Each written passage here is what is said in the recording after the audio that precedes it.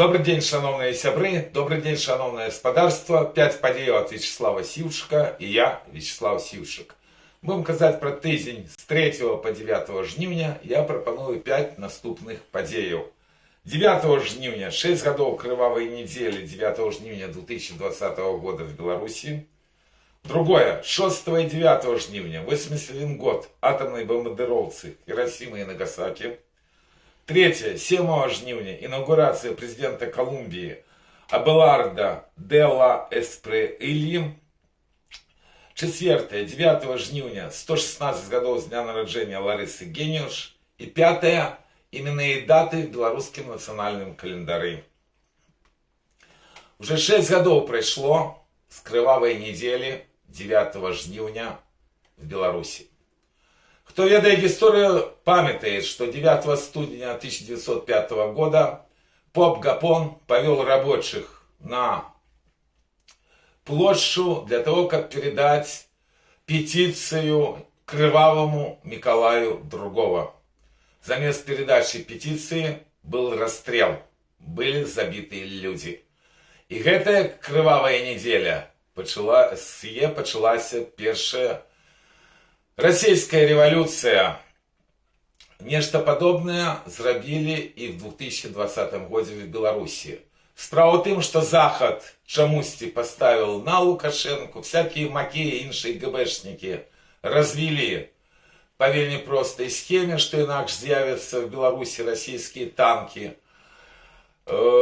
И Москва безальтернативно провела гибридную атаку. Я хотел бы нагадать, что они нават не прислали назиральников на черговый выборчий фарс Лукашенки. И кто памятает, то была арестована напередодні 9 жнивня группа вагнеровцев совсем близко от резиденции самого Лукашенки. З'явились новые люди. Натурально, это была акция Москвы.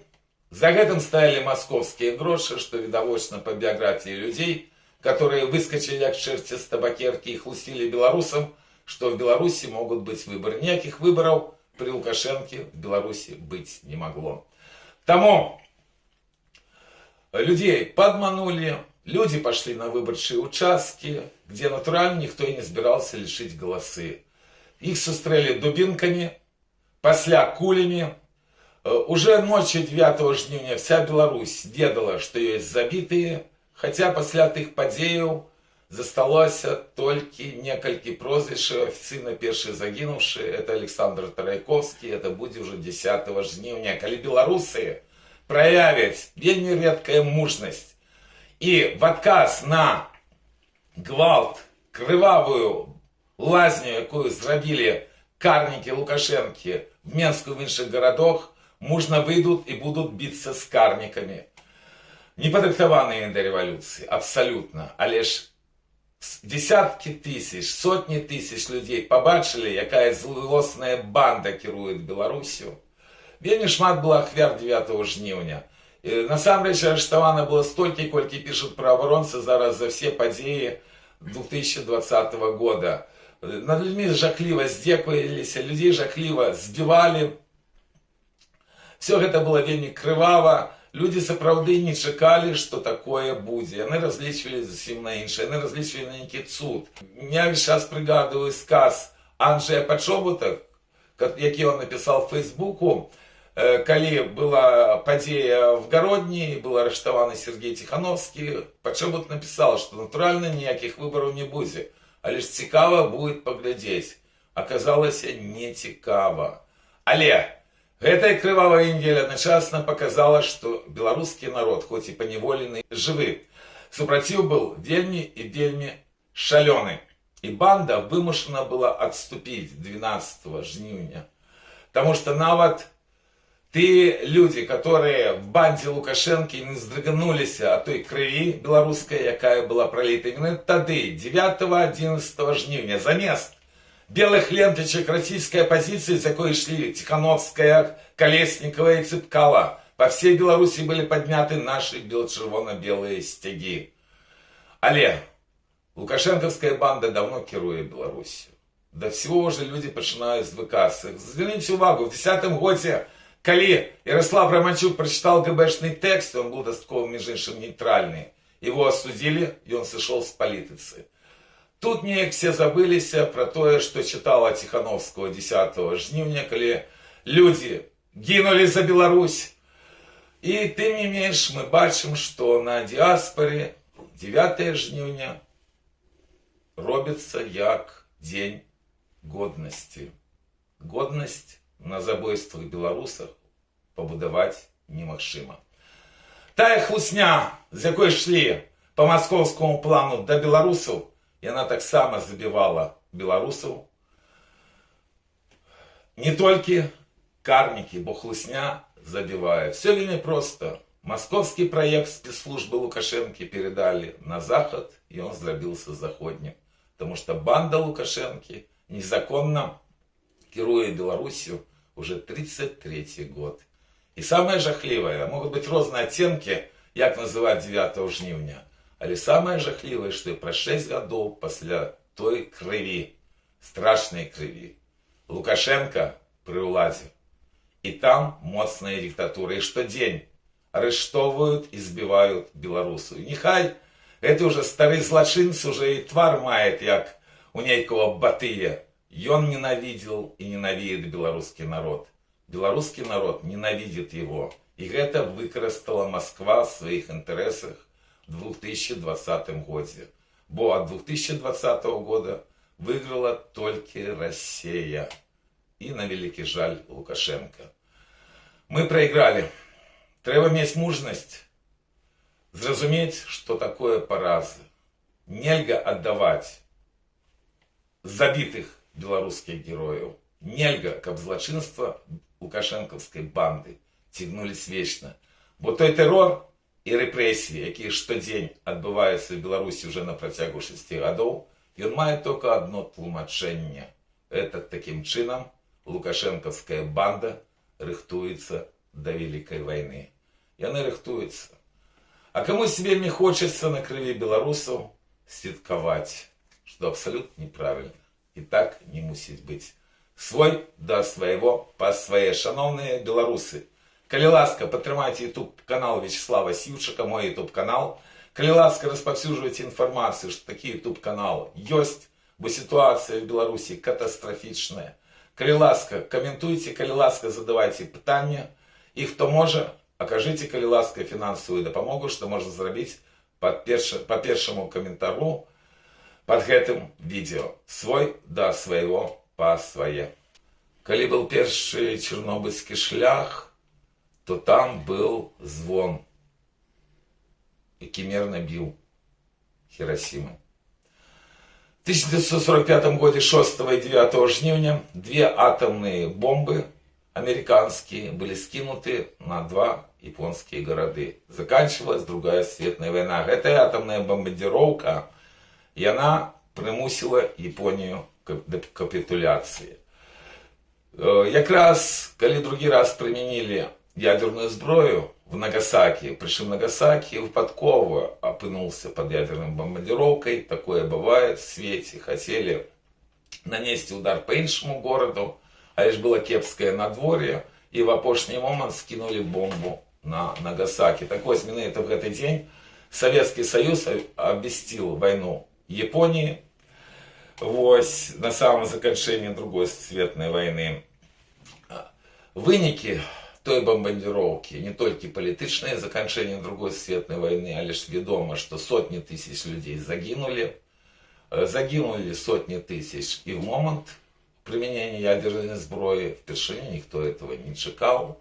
Так и от променивания, так человечество доведалось про эту страшную хворобу. И ще тогда не ведали про радионуклиды, но хочу одразу сказать, что могутности этих бомбов были относно невеликие, 15 и 21 килотонна. И это значно меньше, чем радионуклидная емкость Чернобыльской катастрофы. Чому я про гэта кажу? Потому что про гэтую трагедию кому-кому, а белорусам трэба памятаць. Калі наносили удары по Японии, ще не было там размежевания поміж стратегічным и тактичной ядерной зброей, потому что было только 2 ядерные бомбы, якія адразу выкарыстали. третью не поспели зрабіць, каб выкарыстаць. Хотел бы нагадать, что хотя гэтые бомбардировки нельга аднесці до тактычнай ядерной зброі, але по могутности это достаточно близко до того, что могут применить. И хочу нагадать, что давным-давно уже кровавый Путин дал загад, каб тактычная ядерная зброя была в Беларуси. Я думаю, что в Кремле вельмі хочуць, каб ядерные ракеты з Захада полетели на Беларусь, каб знішаліся беларусы. И на вялікі жаль, такая верагоднасць існуе. Нема до гэтага часу ніякага адказа на здзек над беларускай нацыяй, калі в постчернобыльскую Беларусь завозит тактычную ядерную зброю Россия дзеля того, каб беларусы зрабіліся мішэнню. А ж ад гэтага не лягчэй.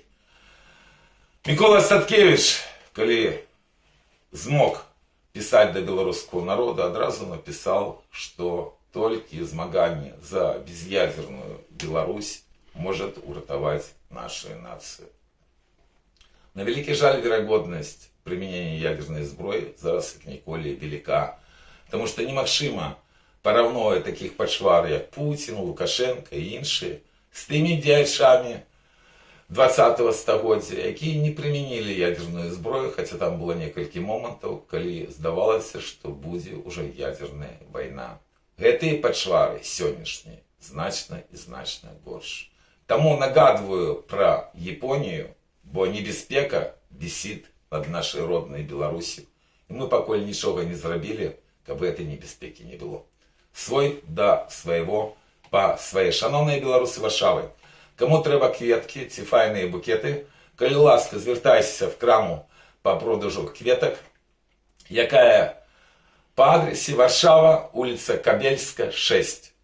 Там самые файные букеты Варшавы. Свой до своего по свое. 7 жніўня інаўгурацыя президента Колумбии Абеларда де ла Эсприэльи. Гэта вельмі сур'ёзная падзея для всей сусветнай гісторыі. Гэта перамога Дональда Трампа, бо да ўлады в Колумбии пришел ягоны непосредственный союзник. На инаугурации было 3 президента: Сальвадора, Эквадора и Аргентины, что снова-таки показывает вектор будущей Колумбии. Неслыханно для меня было Инфантино,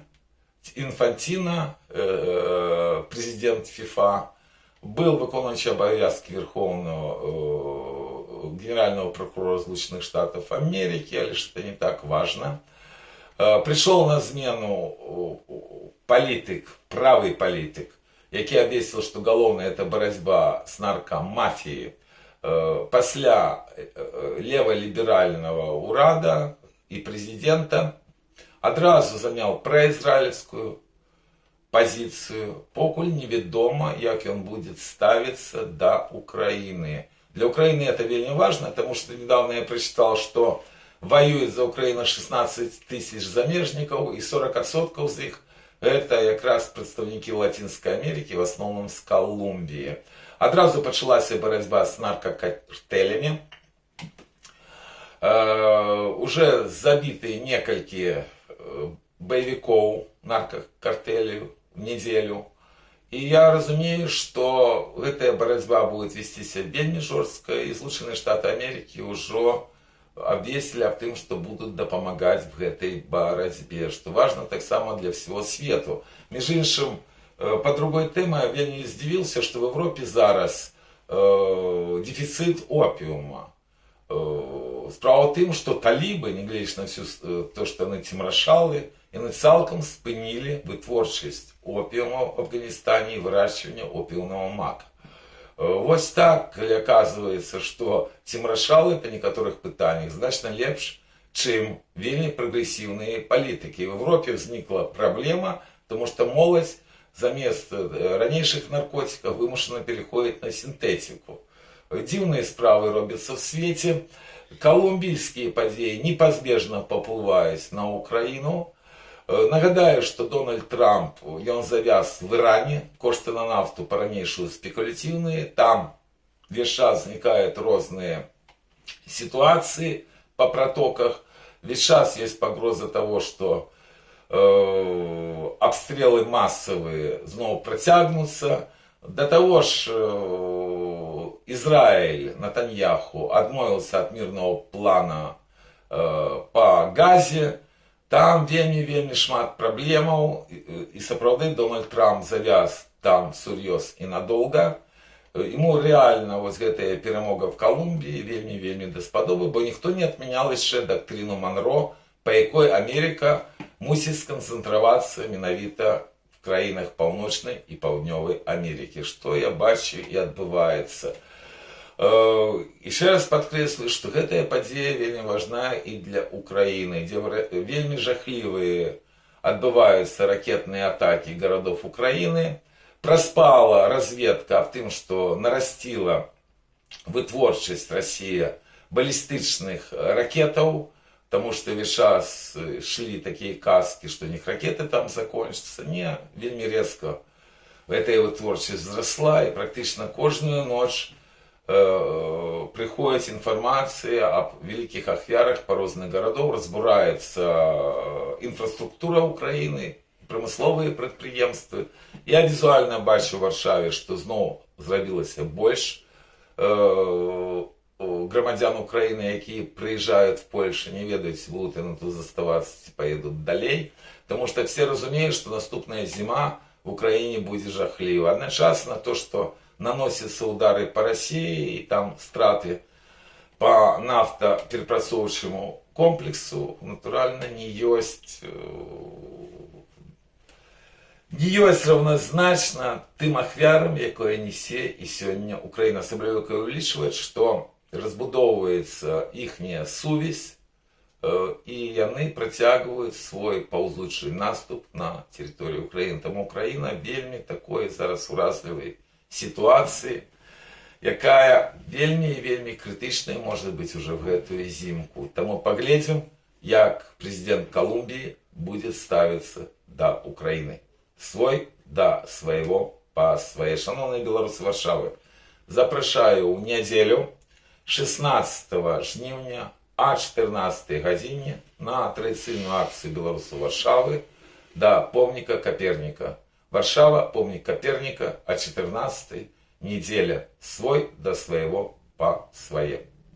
9 жніўня 116 годов, як народилась великая белоруска Лариса Гениуш. 6 годов тому назад я широ хотел, каб гэты день Ларисы Гениуш уратавал белорусскую нацию от крови. Як вы бачите, этого не атрымалось. Але постать Ларисы Гениуш такая величная, что это есть уратаванне для будучыні Беларуси. Именно это для будучыні Беларуси. Мне здаецца, выпадкова в свете нічога нема. 9 жніўня в 1164 годзе нарадзіўся Роман Дмовскі. Гэта вядомы польскі палітык, які ставіў на Россию спачатку супраць Нямецчыны, не любіў габрэяў. Вось, был депутатом Держдумы, які фармуляваў, што заходняя и центральная Беларусь мусит быть польская, а все жыхары, которые там живут, повинны быть поляками. А практично он вел борьбу с Пилсудским все свое жыццё, и хотя ему проиграл персонально, Пилсудский в конце своего жыцця выконывал как раз нарративы Романа Дмовского. Натурально это все, а ніяк не могло быть падтрымана великой Ларисой Гениуш, якая народилась в Заходней Беларуси, якая вымушана была переехать в Чехословаччину, потому что это было единое место, где рыхтовалась белорусская интеллигенция в межвоенный час. А в 1902 году в этот день народился Пантелеймон Пономаренко, один из самых ведомых сталинских катов, потому что он долго кіраваў БССР, несе отказность за хвали репрессий. Ось так само палітычны апанент Ларисы Гениуш. І на вялікі жаль, праспект Пономаренкі ёсць і сёння в Мінску. Але ж мы памятаем нават нашай катастрафічнай сітуацыі, в якой апынулась беларуская нацыя, пра светлую постаць Ларисы Гениуш. Гениальной паэткі, великой патріоткі Беларусі, асобы, якая ніколі не здраджвала принципам Великой Французской революции, принципам свободы, особы, якая ніколі не здраджвала Беларусі, якая была секретаркай Рады БНР, якая адмовілася прымаць савецкае грамадзянства. Яе інтэлігентную жанчыну, паэтку, дапытваў Кат Цанава. Загадал яе біць. Яе кінулі на шмат гадоў, як яе мужа, в ГУЛАГ, выкраўшыўшых Словаччыну. Яна жила в Зельве под наглядом Гэб'я, але ж верила в Беларусь. Яе вершы в лагерах палітвязні называли глюкозой. Это и есть леки и до сённяшних скрывавленных белорусских людей.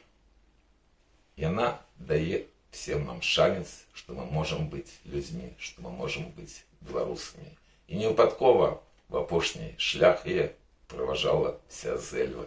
И уратавана была яе книга вспоминаў, якую назвали «Споведь». Я вельмі удзячны кожнаму сябру руху «Солідарнасць разам», які прымаў удзел в сціплай імпрэзе, прысвечанай памяці Ларысы Гейнюш в Варшаве. Там была вельмі цёплая беларуская атмасфера. Як заўсёды мусіць быць там, дзе прыгадваюць Ларысу Гейнюш. Светлая памяць. Свой да свайго па свае. Шановныя беларусы Варшавы, 23 жніўня агульнаеўрапейскі дзень памяці ахвяраў сталінізма і нацызма. Запрашаю о 13 гадзіне да Катынскага каменя на пляцы Замковага. О 13 гадзіне 23 жніўня ў нядзелю будзьма разам. Жыве Беларусь. Свой да свайго па свае. 3 жніўня 127 гадоў з дня нараджэння Браніслава Грабінскага. Это вядомы беларускі дзеяч, лекар-дантыст. Ён быў кіраўніком БХД в заходняй Беларусі.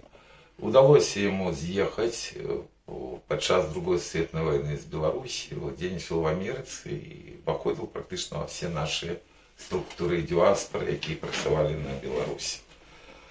3 жніўня 100 гадоў з дня нараджэння Алеся Адамовича. Юбілей беларускага пісьменніка, сцэнарыста, грамадскага дзеяча, якого я ведал асабіста, якого ведалі беларусы, якому я вельмі удзячны за ягоную барацьбу за праўду пра чарнобыльскую катастрофу. Адамович таксама вызначыўся, што назваў камуністычнае кіраўніцтва БССР бандай. І сапраўды тое кіраўніцтва заклала тыя беды і трагедыі, якія вы можете бачыць сёння, супраць якіх змагался Алесь Адамович. 4 жніўня 109 гадоў з дня нараджэння Янкі Брыля, класіка беларускай літаратуры, я его таксама ведал. Долго про его можно распавядаць, лепш попрошу гледачоў, каб яны чыталі творы Янкі Брыля, дзе сапраўдная беларуская мова. Ён распачаў вайну другую сусветную, мобілізаваны в польскае войска, таму для яго гэтая вайна пачалася, як для всего света, 1 верасня 1939 года. 5 жніўня 89 гадоў з дня нараджэння Віктора Маркаўца. Уже 13 гадоў, як ён небеснай Беларусі. Я таксама ведал спадара Віктора. Гэта удзельнік антисавецкай групы знакамітай на паддашку, сябра суполкі мастакоў Пагоня, сябра Беларускага народнага фронта, шчыры адраджэнец, который пакінуў пасля себя карціны і добрую памяць. 6 жніўня 61 год з дня нараджэння Алеся Пушкіна. Боль не адпомсцілі. Уже 3 гады, як і Алесь в небеснай Беларусі, бо ён был забіты лукашэнкаўскімі катамі в вязніцы, калі яму далі незаконны 5-гадовый вырок. Великий белорусский поэт, великий патриот. Человек, которого я вельмі добра ведал и которого я любил. Я веру, что прыйдзе справедливое наказание всем катам, якія знішаюць беларусаў. Я веру, что все-таки будет помста. Светлая память Алесю. 7 жніўня 147 гадоў з дня нараджэння Петра Крачэўскага, вядомейшы беларускі дзеяч, 3-й старшыня Рады БНР, пахаваны в Празе, дзе ён памер в 1928 годзе. 7 жніўня 94 гады з дня нараджэння Адама Мальдзіса, літаратазнаўца, пісьменнік, яго таксама вельмі добра ведаў, вельмі інтэлігентны беларус, які шмат што зрабіў для беларускага адраджэння. 8 жніўня таксама юбілей 100 гадоў з дня нараджэння Александра Нацына. Гэта грэка-каталіцкі святар, які нарадзіўся в Беларусі і звалі его Александр Бочка. Паспеў ён і воевать с нацистамі. В арміі Андерса быў паранены. Але ж я ніколі не забуду візіт отца Александра Нацына в Беларусь, калі практычна пачалося адраджэнне грэка-каталіцкай царквы. І спакойныя словы гэтага інтэлігентнага беларуса в той час былі вельмі важны для всей Беларусі. Як важна была ягоная дзейнасць в той цёмны камуністычны час, калі здавалася, што Беларусь ніколі не адродзіцца, а ён штодзень в Лондоне і в іншых мясцінах маліўся за Беларусь. Пакінуў пасля сябе вельмі багатую спадчыну. 8 жніўня ў 6 гадоў з дня нараджэння Алеся Каралёва. Гэта таксама беларускі адраджэнец. Ён уже нашай хвалі нацыянального адраджэння, які па звярячаму быў забіты в сваёй кватэры 2 вырадкамі в 2001 годзе. 9 жніўня 137 гадоў з дня нараджэння Максіма Бурсевіча. Это вядомы беларускі дзеяч. В заходняй Беларусі палякі засудили его, кинули в турму, его обменяли как политвязня, здаецца, в 1932 году, лишь одразу он трапил под коммунистичные репрессии. Его сослали на Славки, где в 1937 году и расстреляли. 9 жніўня 100 гадоў з дня нараджэння Янкі Запрудніка. Это патрыарх беларускай дыаспоры. Ён трапил в лагерь под своим сапраўдным імем Сергей Вільчицкий. Але ж так атрымалось, что с лагеря ушел жыхар Вільні Янка Запруднік. Вот под этим імем ему удалось легализоваться и дзейнічаць на диаспоре. Дзейнасць его была вельмі паспяховай. Он пакінуў пасля себя книги, артикулы и структуры, которые стварал для Беларуси. 9 жніўня дзень памяти Сергея Ковалева. Гэта вельмі вядомы расійскі праваабаронца, яшчэ дысідэнт камуністычных часоў, вядомы дзяржаўны дзеяч России. Я его включил чему в спис, потому что в той справе 1996 года вельмі шмат домыслаў, якім чынам я и Юрий Хадык опынулись на воле. Так вот, как раз вельмі великая персональная заслуга именно Сергея Ковалева, пристойного интеллигента. Именно он подказал ту схему, что Явлинский не будет сустракаться с Ельцином напередодні другого тура президентских выборов в России, коли не будут вызволены политвязни в Минску.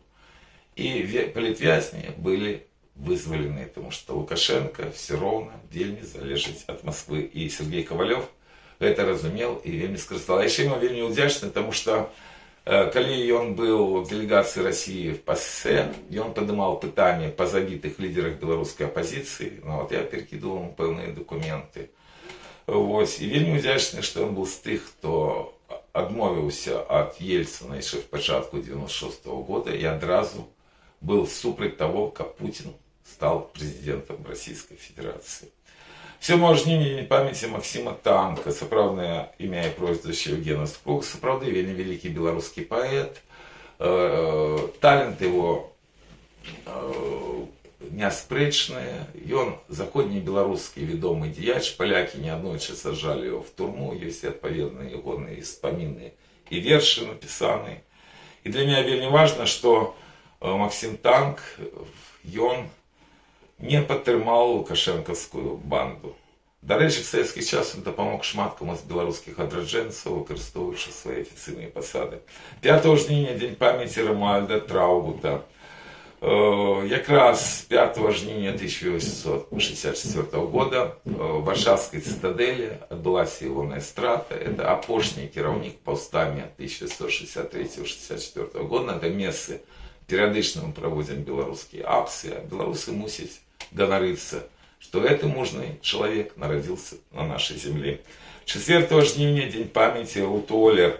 Якраз 80 гадоў з той трагедыі, якая адбылася в Менску, калі гэтая амерыканка, яшчэ вельмі маладая, она не пражыла нават 25 гадоў.